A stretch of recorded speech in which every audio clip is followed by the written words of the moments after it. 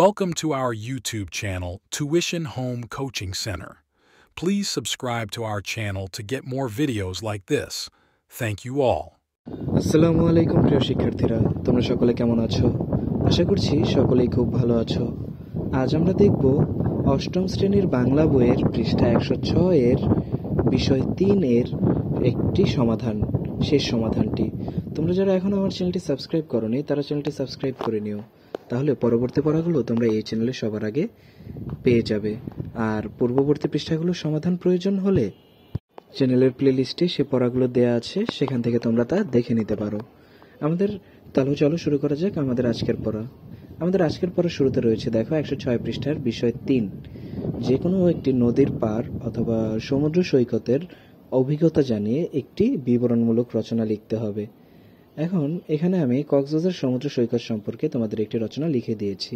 এর আগের যতগুলো সমাধান ছিল বিবরণমূলক রচনার, সবগুলোই আমি তোমাদের এই চ্যানেলে দিয়ে দিয়েছি, তোমরা সেখান থেকে সেই পড়াগুলো দেখে নিতে পারো। তাহলে চলো আমরা শুরু করি আমাদের আজকের পড়া। কক্সবাজার সমুদ্র সৈকত। কক্সবাজার সমুদ্র সৈকত বাংলাদেশের কক্সবাজার জেলায় অবস্থিত একটি সৈকত। 120 কিলোমিটার অর্থাৎ 75 মাইল দীর্ঘ এই সৈকত পৃথিবীর দীর্ঘতম প্রাকৃতিক সমুদ্র সৈকত। কক্সবাজার সমুদ্র সৈকতটি পৃথিবীর দীর্ঘতম অখণ্ডিত সমুদ্র সৈকত। এই সমুদ্র সৈকতের বৈশিষ্ট্য হল পুরো সমুদ্র সৈকতটি বালুকাময়, কাদার অস্তিত্ব পাওয়া যায় না। বালিয়াড়ি সৈকত সংলগ্ন শামুক সহ ঝিনুক সহ নানা প্রজাতির প্রবাল সমৃদ্ধ বিপণী বিতান, অত্যাধুনিক হোটেল মোটেল কটেজ, নিত্য নবসাজে সজ্জিত বার্মিজ মার্কেট সমূহে পর্যটকদের বিচরণে কক্সবাজার শহরে পর্যটন মৌসুমে প্রাণচাঞ্চল্য থাকে। কক্সবাজার সমুদ্র সৈকতে একটি মায়াবী ও রূপময়ী সমুদ্র সৈকত। প্রতিক্ষণ এর রূপ পরিবর্তন করে। শীত, বর্ষা, বসন্ত, গ্রীষ্ম এমন কোনো ঋতু নেই যখন সমুদ্র সৈকতের চেহারা বদলায় না। প্রত্যুষে একরকম তো মধ্যাহ্নে এর রূপ অন্যরকম। প্রতিদিন অসংখ্য দেশি বিদেশি পর্যটক এই সৈকতে আসেন। কক্সবাজার সৈকতে গড়ে ভরা জোয়ারে 200 মিটার অর্থাৎ 660 ফুট আর নিম্ন জোয়ারে 400 মিটার 1300 ফুট প্রশস্ত। ভাটার সময় চোরাবালি জেগে ওঠে, বিধায় বিপজ্জনক হয়ে ওঠে। বাংলাদেশের সমুদ্র সৈকতের কথা বললে প্রথমেই চোখে ভেসে ওঠে পুরাতন সি বিচ, যা লাবণী পয়েন্ট বা পুরাতন সি বিচ হিসেবেও পরিচিত।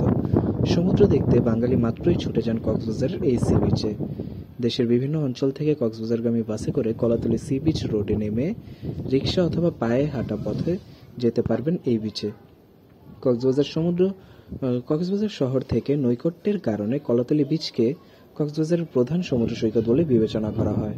নানা রকম জিনিসের পসরা সাজিয়ে সৈকত সংলগ্ন এলাকায় রয়েছে ছোট বড় অনেক দোকান, যা পর্যটকদের আকর্ষণ করে। এছাড়া এখানে পর্যটকদের জন্য গড়ে উঠেছে ঝিনুক মার্কেট। সীমান্ত পথে মিয়ানমার, থাইল্যান্ড, চীন প্রভৃতি দেশ থেকে আসা বাহারি জিনিসপত্র নিয়ে গড়ে উঠেছে এই মার্কেটগুলো। তাহলে শিক্ষার্থীরা, এই হলো আমাদের শেষ সমাধানটি। পরবর্তী পৃষ্ঠার সমাধানগুলো পেতে চ্যানেলটি সাবস্ক্রাইব করে আমাদের সাথেই থাকো। ধন্যবাদ সকলকে।